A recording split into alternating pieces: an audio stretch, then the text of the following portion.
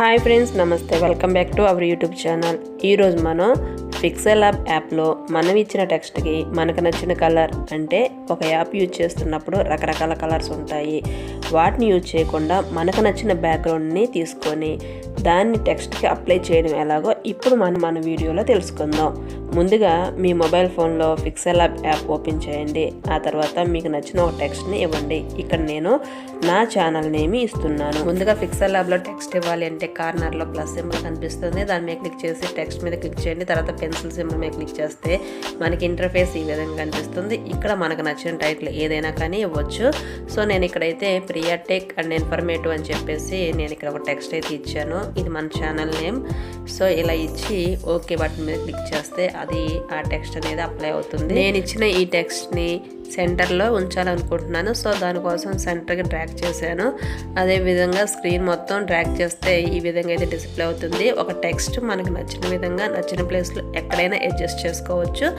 ఆ విధంగా చేసిన తర్వాత దీన్ని ఫాంట్ స్టైల్స్ మార్చుకోవాలి. సో దీనికోసం నేను ఏం చేస్తున్నానంటే సైడ్కి స్క్రోల్ చేయాలి. సైడ్కి స్క్రోల్ చేస్తే మనకి ఇక్కడ కొన్ని ఆప్షన్స్ అయితే కనిపిస్తాయి. ఇక్కడ బీ స్టైల్ అంటే బోల్డ్, కొంచెం థిక్గా కనిపిస్తుంది మనం ఇచ్చిన టెక్స్ట్. సో దాని మీద క్లిక్ చేసి కలర్ అని అప్లై చేశాను. ఇలా ప్రతి వీడియో ఎడిటింగ్ యాప్లో కలర్స్ అనేవి ఉంటాయి. మనకు నచ్చిన కలర్స్ని అయితే ఆ టెక్స్ట్కి అప్లై చేస్తాం. కానీ ఇక్కడ కలర్స్ని ఉపయోగించకుండా మనకు నచ్చిన బ్యాక్గ్రౌండ్, మనం గూగుల్ నుంచి ఒక బ్యాక్గ్రౌండ్ అయితే తీసుకున్నాము.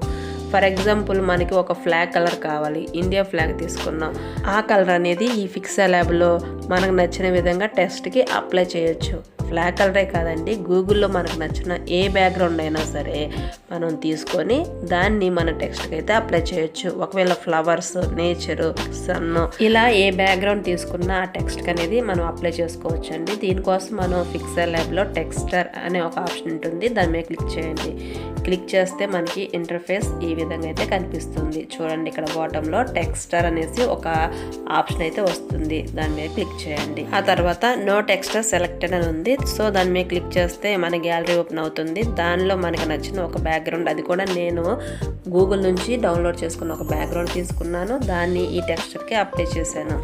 సో యాజ్ టీజ్గా నేను ఏదైతే కలర్ తీసుకున్నానో అదే ఇక్కడ అప్లై అయింది. ఆ తర్వాత వేరొక కలర్ ఇద్దాం అనుకుంటున్నాను. దానికోసం ఇక్కడ డిలీట్ అనే ఆప్షన్ మీద క్లిక్ చేసి డిలీట్ చేసి ఇక్కడ నచ్చిన ఇంకో కలర్ తీసుకున్నాను. సో ఇది కూడా ఆ టెక్స్ట్కి అప్లై అయింది.